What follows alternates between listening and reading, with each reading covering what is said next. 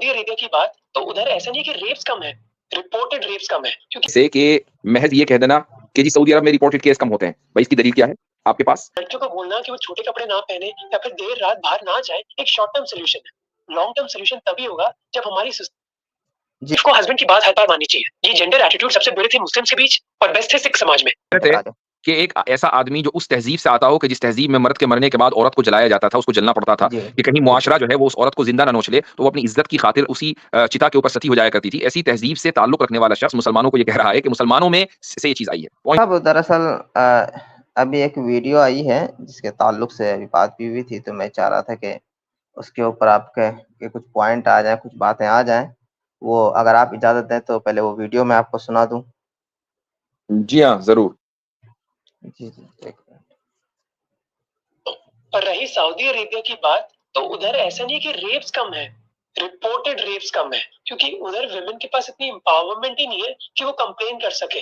سعودی courts کے حساب سے ایک ریپس کو کنوکٹ کرنے کے لیے 2 میل آئی وٹنسز ہونے چاہیے. اب ایک ریپ کے کیس میں 2 میل آئی وٹنسز کہاں سے آئیں گے لڑکے کی سائڈ میں؟ لڑکیوں کو بولنا کہ وہ چھوٹے کپڑے نہ پہنے یا پھر دیر رات باہر نہ جائے ایک شارٹ ٹرم سولوشن ہے. لانگ ٹرم سولوشن تبھی ہوگا جب ہماری جی آپ نے سنا, انہوں نے جو اصل اسلامک قانون ہے جس کے تعلق سے یہ بات کہی جاتی ہے کہ سب سے کم جو ریپ وغیرہ معاملہ عرب کنٹریز میں آتا ہے, ان کے تعلق سے انہوں نے یہ بات کہی کہ چونکہ وہاں پہ رپورٹڈ کیس کم ہیں اور آئی وٹنسز وہاں نہیں ہوتے ہیں جو 2 میل ہونا چاہیے, اس کی وجہ سے وہاں پر زیادہ چیزیں رپورٹ نہیں ہوتی ہیں. تو اس کے تعلق سے آپ کیا کہنا چاہیں گے, چونکہ اس سے غلط فہمی لوگوں تک جا سکتی ہے, عوام تک. تو میں چاہ رہا یہ تھا جو صاحب بات کر رہے ہیں ان کا نام کیا ہے؟ اس کا نام منگل موہک ہے, ان کا نام منگل اسی موہک کے نام ہے. سے چینل. ٹھیک یہ ہے مشہور یوٹیوبر ہیں یہ بھی. ٹھیک ہے. یہ جو منگل موہک صاحب ہیں, ان کو اپنی میرے خیال سے یوٹیوب کی ویڈیوز کا اسٹینڈرڈ کچھ بڑھانا چاہیے, اور وہ اس طریقے سے کہ محض یہ کہہ دینا کہ جی سعودی عرب میں رپورٹڈ کیس کم ہوتے ہیں, بھائی اس کی دلیل کیا ہے آپ کے پاس؟ کوئی ڈیٹا آپ کے پاس موجود ہے, کوئی اس کا کوئی ایویڈنس ہے؟ یہ جو آپ نے اٹکل اور محض اندازے سے ایک بات کہی کہ چونکہ وہاں ریپ کے لیے 2 میل وٹنسز کا ہونا ضروری ہے تو وہ کہاں سے آئیں گے, لہذا ثابت ہوا کہ ریپ تو ہوتا ہوگا لیکن رپورٹ اس ریپ کے کیسز کی رپورٹ کم ہوتی ہوگی. تو اب اس میں کئی ساری خرابیاں ہیں. پہلی خرابی تو یہ ہے کہ آپ نے فیمنزم کے چکر میں آ کر اوور آل میل سوسائٹی کو ریپسٹ قرار دے دیا. یعنی آپ نے یہ کہا کہ مرد ریپسٹ ہی ہوتے ہیں انٹل پروون ادروائز. یہ جو ذہنیت ہے فیمنسٹوں کی, اس میں فیمنسٹ ہونے کے لیے عورت ہونا ضروری نہیں ہے, بعض مرد بھی عورت نما ہوتے ہیں, اور یہ منگل موہن اسی دراصل جراثیم میں بیمار لگتے ہیں فیمنزم کے. تو ایک پوری سوسائٹی کو انہوں نے ریپسٹ قرار دے دیا کہ ریپ ہر حال میں ہوتے ہوں گے. یہ انڈرسٹوڈ ہے, پہلی بات. دوسری بات یہ ہے کہ اگر وہ یہ سمجھ رہے ہیں کہ ان معاشروں میں اور ان سوسائٹیوں میں کہ جہاں نظام فیئر ہے, ان کے اعتبار سے فیئر ہے, اور وہاں پر رپورٹ بھی ہوتے ہیں کیسز, تو اب مثلاً میں 2 سوسائٹیز لیتا ہوں سامنے. پہلی سوسائٹی ہے انڈیا کی اور دوسری سوسائٹی ہے امریکہ کی. انڈیا کی سوسائٹی اس لیے چونکہ منگل موہن صاحب انڈیا سے ہی تعلق رکھتے ہیں, تو آپ اگر تھوڑی سی بھی سرچ کریں گے تو آپ پائیں گے کہ انڈیا میں جو نیشنل کرائم بیورو ہے اسی کے ڈیٹا کے مطابق 74% جو ریپ کیسز ہیں وہ فیک اور فالس پائے گئے ہیں. 74%. اب دیکھیے انڈیا میں تو چونکہ 2 میل وٹنسز کی شرط نہیں ہے, عورت جا کر کہہ دے کہ جی میرا ریپ ہوا ہے, انویسٹیگیشن شروع ہو جاتا ہے. لیکن پھر ہوتا کیا ہے, پھر ہوتا یہ ہے کہ بعد میں پتہ چلتا ہے کہ یہ رپورٹ فالس کیس فائل کیا گیا تھا.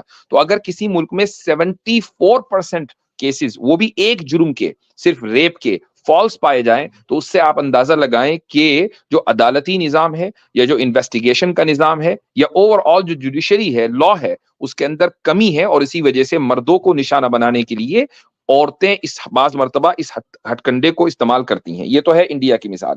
اب آ جائیں آپ امریکہ کی مثال میں. امریکہ میں کئی سارے الگ الگ طرح کے ڈیٹا پائے جاتے ہیں. میں 2-4 آپ کو بتا دیتا ہوں.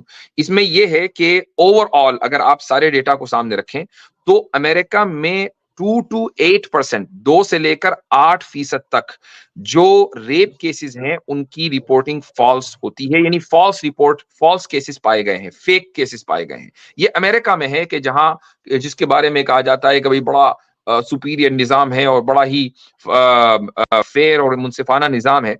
तो मिसाल के तौर पर ये जो 2008 का एक डेटा मैं बता रहा हूं, लॉस एंजलिस पुलिस डिपार्टमेंट में जो कॉल्स आई हैं और जो केसेस फाइल हुए हैं सेक्सुअल असॉल्ट के, तो उसमें जब इन्वेस्टिगेशन हुआ तो ये पता चला कि 4.5% इस तरह के जितने भी सेक्सुअल असॉल्ट के केसेस थे वो सारे के सारे झूठे थे।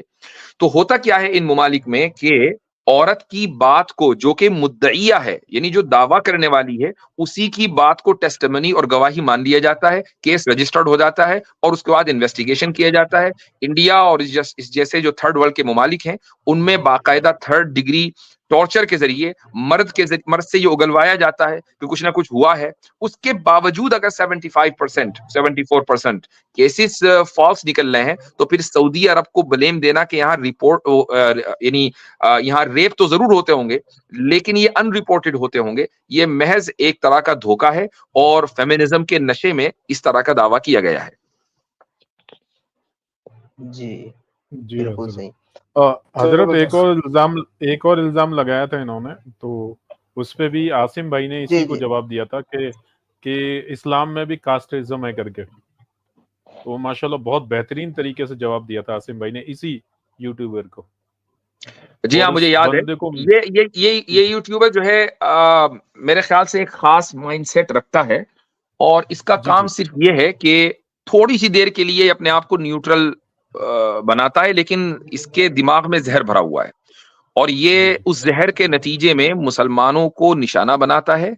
एक ये फिरका परस्त यूट्यूबर है, वरना यानी जो आदमी भी इस्लाम का बेसिक सा मुताला करेगा, बुनियादी सा मुताला करेगा, वो ये जानता है कि इस्लाम में जात पात बिरादरी का कोई तसव्वुर ही नहीं है और इंडिया पाकिस्तान के मुसलमानों में जो तसव्वुर है वो इन्हीं लोगों का दिया हुआ है। अगर हिंदू रुए जमीन पर न होते, इमेजिन करें अगर रुए जमीन में मुशरिकीन न होते तो कभी भी दुनिया को, इंसानियत को जात पात का निजाम न मिलता। ये निजाम मिला ही उन लोगों की वजह से है।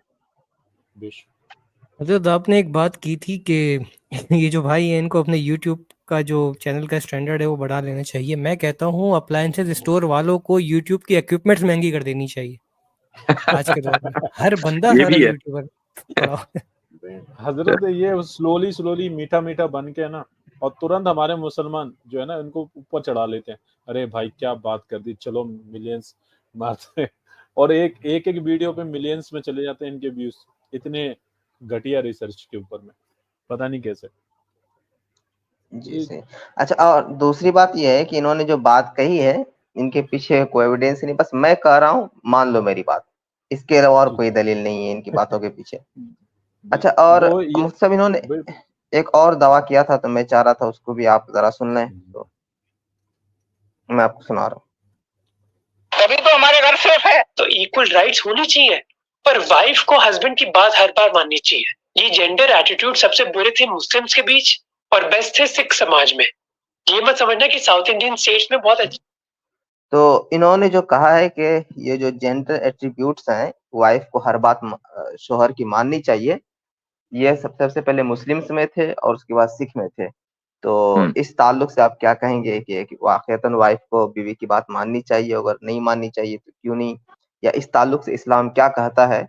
अगर आप मुझे हैरत है कि एक ऐसा आदमी जो उस तहजीब से आता हो कि जिस तहजीब में मर्द के मरने के बाद औरत को जलाया जाता था, उसको जलना पड़ता था कि कहीं मुआशरा जो है वो उस औरत को जिंदा ना नोच ले, तो वो अपनी इज्जत की खातिर उसी चिता के ऊपर सती हो जाया करती थी। ऐसी तहजीब से ताल्लुक रखने वाला शख्स मुसलमानों को ये कह रहा है कि मुसलमानों में से ये चीज आई है। पॉइंट ये अहम तरीन पॉइंट है। दूसरी बात ये है कि जो लोग ये कहते हैं कि मर्द और औरत के दरमियान इक्वल राइट्स होने चाहिए और फिर उसके बाद वो ये कहते हैं कि नहीं जी फिर औरत को मर्द की हर बात माननी चाहिए, वो दरअसल दोगले हैं। हमारा जो नजरिया है वो ये है, और ये एंटी फेमिनिस्ट नजरिया है, इसलिए कि हम फेमिनिज्म को एक रेसिज्म का अपग्रेडेड वर्जन मानते हैं। ये भी एक तरह का रेसिज्म है اور جو لوگ فیمنزم کی تاریخ سے واقف ہیں وہ بہت اچھی طریقے سے اس چیز کو سمجھ جائیں گے. پوائنٹ یہاں پر یہ ہے کہ ہم مرد اور عورت کے درمیان ایکول رائٹس ہی کو نہیں مانتے ہیں. ہم ایکول رائٹس اور ایکول رسپانسبلٹیز کے قائل نہیں ہیں مرد اور عورت کے درمیان. مرد کے جو رائٹس ہیں وہ الگ ہیں اور عورت کے جو رائٹس ہیں وہ الگ ہیں. ہاں ہم fair rights and fair responsibility کے قائل ہیں, نہ کہ equal rights and equal responsibility. اس کی وجہ یہ ہے کہ سائیکولوجیکلی اینڈ فزیولوجیکلی یہ بات پروون ہے کہ مرد اور عورت کے درمیان بہت بڑا فرق ہے. بلکہ بعض سائنٹسٹ تو یہ کہتے ہیں کہ اگر ان فرقوں کو سامنے رکھا جائے تو ایسا معلوم ہوتا ہے کہ کہیں یہ دو الگ الگ اسپیشیز نہ ہوں, سوائے اس کے کہ دونوں کا جو کانشیس لیول ہے وہ آلموسٹ ملتا جلتا ہے, ورنہ یہ دو آلموسٹ الگ الگ اسپیشیز ہیں. تو اگر الگ الگ اسپیشیز تک کی بات ہم نہیں کر رہے ہیں, سائنس کر رہی ہے, سائنٹسٹ کر رہے ہیں, تو پھر ظاہر ہے کہ جب دو چیزیں الگ الگ ہوتی ہیں تو دونوں کے جو حقوق ہیں اور جو دونوں کی رسپانسبلٹیز ہیں وہ بھی الگ الگ ہوتے ہیں. دونوں کو ایک ہی حق دینا اور ایک ہی طرح کی رسپانسبلٹی دینا یہ معاشرے کے اندر انارکی پیدا کر دے گا. اور یہی وجہ ہے کہ جن معاشروں کے اندر فیمنزم غالب آ گیا وہاں پر فیملی سسٹم ختم ہو گیا. فیمنزم جو ہے وہ فیملی سسٹم کا سب سے بڑا دشمن ہے, اور فیملی سسٹم کسی بھی سوسائٹی کی بیک بون ہے. اگر آپ معلوم انسانی تاریخ میں دیکھیں 10,000 سال تک پیچھے چلے جائیں تو وہاں پر بھی انسان فیملی بنا کر رہتا تھا, آج بھی فیملی بنا کر رہنا چاہتا ہے, لیکن فیمنزم اس فیملی کے سسٹم کو ختم کرنے کے در پہ ہے. اس لیے میں کہتا ہوں کہ فیمنزم بھی ایک طرح کی ریسزم بلکہ ایک انٹلیکچوئل ٹیررزم ہے. اس کو انہی الفاظ سے یاد کرنا چاہیے. بہت اعلیٰ جواب دیا ہے مفتی صاحب, بہت اچھا اس کے اندر میں حضرت ایک پوائنٹ ایڈ کروں گا. آپ نے بڑی تفصیلی بات کی ہے اس کے اوپر ماشاء اللہ. ایک چیز کا اب آپ ان کی چوائس آف ورڈز دیکھیں, یہ بیان کرتے ہیں محترم کہ مرد جو ہے وہ عورت جو ہے ہر بات شوہر کی کیوں مانے. اب یہاں پہ کیا دکھایا جا رہا ہے, فیمنزم کا رائیول کیا دکھایا جا رہا ہے کہ فیمنسٹ کا رائیول اس کا شوہر ہے, حالانکہ وہ شوہر جو اس کا پرووائڈر ہے اس کے لیے ریبیلیس یعنی کہ ریبیل والا ایٹیٹیوڈ ہو, کہ ریبیلیس ایٹیٹیوڈ کہ اس کے خلاف بغاوت کی جائے, میں تمہاری ہر بات نہیں مانوں گی. یہی عورت جب دفتر جاتی ہے اس باس کے لیے یا اس مینیجر کے لیے, اپنے ان ٹیم میٹس کے لیے جو نہ شرعن ان کے کچھ لگتے ہیں, یعنی کہ نہ وہ ان کے لیے حلال ہیں اور نہ ہی ان کے جو ہے وہ محرم ہیں, ان کی ہر بات ان کو ماننی پڑتی ہے. ان کی ڈیڈ لائنس ہوتی ہیں وہ ان کو پوری کرنی ہوتی ہے. یہاں تک کہ میں نے, کیونکہ میرا تعلق HR سے رہا ہے, I literally know that کہ وہاں پہ عورتیں جو ہے وہ چھپ چھپ کے اپنے آپ کو رو رہی ہوتی ہیں کہ یار فلاں میرا پروجیکٹ پورا نہیں ہوا, میرا باس مجھے ڈانٹے گا, یہ میری سیلری نہ کاٹ لے, یا میرا بونس یا انسینٹیوز نہ رک جائیں میرے. یہاں تک کی پوزیشنز ہوتی ہیں. تو یہ فیمنزم کا کیڑا شوہر تک محدود ہوتا ہے, اس کے بعد آگے مر جاتا ہے. مجھے یہ سمجھ میں نہیں آتا why does that happen. یعنی کہ پوری بنیاد اسی پہ کھڑی ہوئی ہے کہ آپ جی کو ہاں, اسی سے پتہ چلتا ہے, کرنا ہے. اسی سے پتہ چلتا ہے کہ فیمنزم جو ہے وہ فیملی کے خلاف ہے, وہ کارپوریٹ کلچر کے خلاف نہیں ہے. فیمنزم تو آیا ہی ہے کارپوریٹ کلچر کو پروموٹ کرنے کے لیے. جب انڈسٹریلائزیشن شروع ہوا تو لوگوں کو بتایا گیا کہ فیمنزم بھی کوئی چیز ہے. تو ابھی فیکٹری میں کام کرنے والے 2 ہاتھ ہیں, ہمیں 4 ہاتھ چاہیے. تو گھر میں جو 2 ہاتھ خالی بیٹھے ہوئے ہیں کچن میں مصروف ہیں, ان کو نکال کر انڈسٹری میں لا کر جھونکو.